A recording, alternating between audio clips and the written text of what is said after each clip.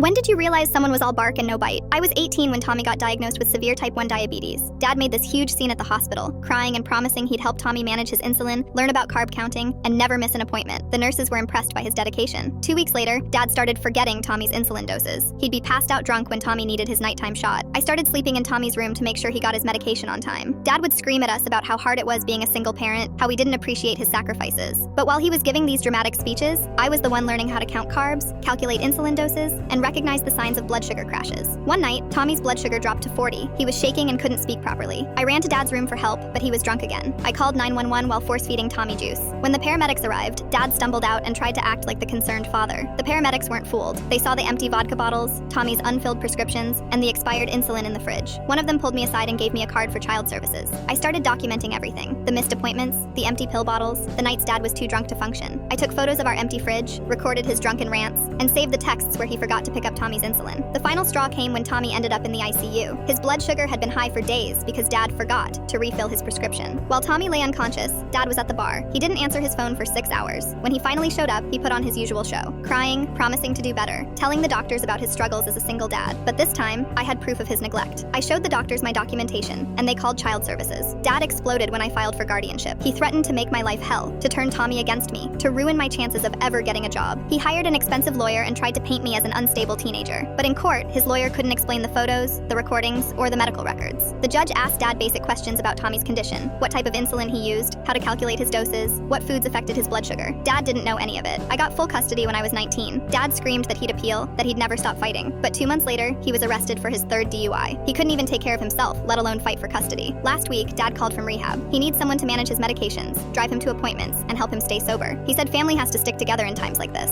I told him I hope he finds someone who shows up for him, just like he showed up for Tommy. Then I hung up and helped Tommy pack for college. He's studying to become a diabetes educator.